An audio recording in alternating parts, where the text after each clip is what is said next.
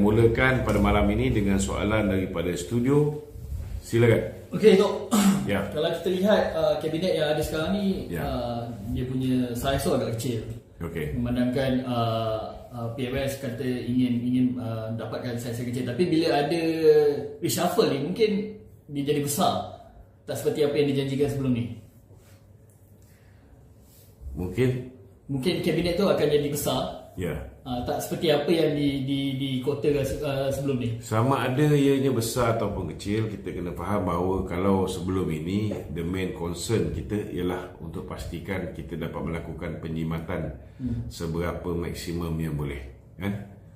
Namun setelah 9 bulan kerajaan ini beroperasi, sudah pastilah Datuk Seri Anwar sudah dapat mengesan di mana kelemahan, di mana kekurangan, di mana kelebihan individu-individu tertentu.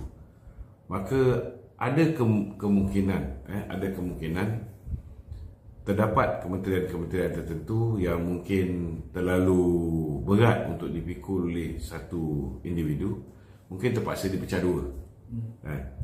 Tidaklah sampai pecah tiga macam dulu sebuah kementerian yang dijaga oleh YB Yin, Kementerian Sains, Teknologi dan Alam Sekitar, Tenaga dan Alam Sekitar, dipecah sampai 3. Satu Khairi Jaga, satu Tuan Ibrahim Tuaman, satu lagi Samsul Anwar Nasara, Jadi kita serahkan kepada kebijaksanaan Perdana Menteri apa yang beliau rasakan perlu beliau lakukan, dan dalam masa yang sama sudah pastilah ada kemungkinan besar akan berlakunya pertukaran kementerian, dan tidak mustahil juga ada juga kemungkinan bahawa ada juga berlaku pengguguran, sama ada menteri ke, timbalan menteri ke, digantikan dengan orang lain. Yang pasti satu tempat yang pasti akan diisi iaitu Menteri KPDN. Itu hampir pasti kerana penyandang telah pun meninggal dunia dan kita dah pun berhadapan dengan pilihan raya yang kecil, maka tiba masa untuk susun balik. Cuma saya menjangkakan akan ada rombakan jugalah, akan ada rombakan. Sebesar mana rombakan itu kita tidak pasti. Kalau Datuk Seri Anwar berpuas hati dengan peranan yang dimainkan oleh setiap menteri, setiap timbalan menteri, maka tak besar rombakan tu. Tapi kalau beliau merasakan perlu ada pertukaran portfolio dan sebagainya, mereka yang sebelum ini aktif di pusat mungkin akan diturunkan untuk duduk di kursi menteri besar, ataupun mereka yang hari ini duduk di kursi menteri besar mungkin akan dinaikkan pergi ke pusat, di upgrade. So macam-macam boleh berlaku, macam-macam boleh berlaku. Sudah pasti setiap keputusan yang bakal dilakukan oleh Perdana Menteri ini sudah dirunding dengan presiden-presiden parti utama, terutamanya pengurusi Barisan Nasional, pengurusi GPS, pengurusi GRS, antara komponen-komponen yang besar. Jadi kita tak pasti bila tarikh pengumuman akan dibuat. Ianya mungkin boleh seawal esok sebelum pembentangan belanjawan, ataupun kemungkinan besar selepas belanjawan 13 hari bulan. Macam-macam boleh berlaku. Okey, Dok. Kalau kita tengok kabinet Muhyiddin dulu 32 menteri, 38 timbalan menteri. Adakah rasanya kabinet Anwar ni bakal jadi seperti kabinet Muhyiddin dulu, lebih besar ke, ataupun ini kita jangan spekulat, kita jangan spekulat. Kita orang bawah ni mungkin mempunyai pandangan-pandangan, tetapi orang yang berada di atas itu mereka lebih tahu prestasi setiap kementerian, prestasi setiap menteri, prestasi setiap timbalan menteri. Jadi mereka juga lebih memahami jika ada tanggungjawab yang terlalu besar perlu dipecahkan, maka tak kira lah berapa jumlah menteri dan timbalan menteri yang perlu diwujudkan, kementerian baru yang perlu diwujudkan, ataupun mungkin tak mustahil juga ada kementerian yang akan digabungkan. Ada juga yang beranggapan bahawa perlu diwujudkan kementerian wilayah.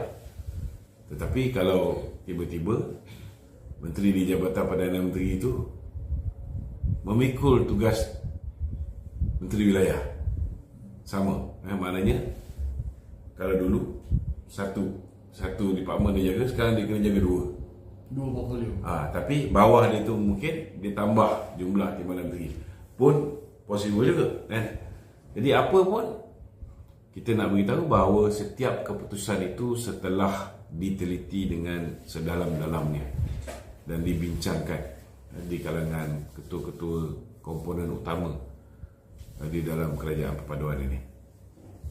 Tapi tu contohlah kalau kita buat rombakan kabinet dan sebagainya kan, bila kita dah dapatkan keyakinan untuk tarik pelabur untuk melabur dekat Malaysia kan, tiba-tiba bila ada rombakan kabinet macam ni, tak ke ianya memberi kesan sedikit sebanyak terhadap saya rasa dia tak beri kesan kerana Perdana Menteri tetap orang yang sama, timbalan Perdana Menteri pun mungkin tetap orang yang sama, pertukaran portfolio saja, orang tengok siapa Perdana Menteri, itu yang paling penting. Yang kedua, orang mungkin tengok siapa Menteri Kewangan, siapa yang menjaga MITI, siapa yang menjaga ekonomi. Ini antara portfolio-portfolio penting yang orang mungkin pandang. Tapi saya yakin setiap kabinet reshuffle ataupun rombakan kabinet, ianya adalah untuk memastikan bahawa jentera kerajaan, anggota pentadbiran yang dilantik untuk memegang portfolio setiap kementerian itu akan dapat menyumbang dengan lebih baik. So pelabur pun tahu bahawa tidak ada kerajaan yang akan rosakkan kabinet dia. Sudah pasti mereka akan cuba memperbaiki kabinet mereka. Okey. Itu tadi saya tanya pasal adakah memberi kesan kepada pelabur. Soalan saya, adakah rombakan kabinet yang bakal dilakukan oleh Datuk Seri Anwar ni, dia akan memberikan kesan kepada pengundi-pengundi parti, ahli-ahli parti? Jika ada pemimpin mereka digugurkan ke, ada pemimpin yang mereka itu sebabnya kita sebagai ahli parti ni, kita kena tahu di mana kita berada, kan? Maklumat yang kita ada mungkin kita nampak surface saja, di permukaan saja. Tetapi bila pemimpin buat keputusan, dia bukan hanya berdasarkan maklumat yang kita nampak dengan mata kita secara fizikal. Mungkin dia ambil kira soal apa yang berada di bawah di dasar laut ni, So sudah pasti bila pertukaran itu terpaksa dilakukan, ianya adalah tujuan untuk memperbaiki kementerian, prestasi kementerian, tata kelola dan sebagainya, Tak ada yang nak menjahanamkan, mesti untuk memperbaiki.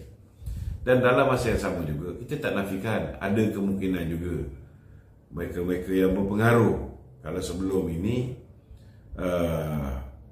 mereka ditempatkan di satu tempat yang dirasa agak strategi.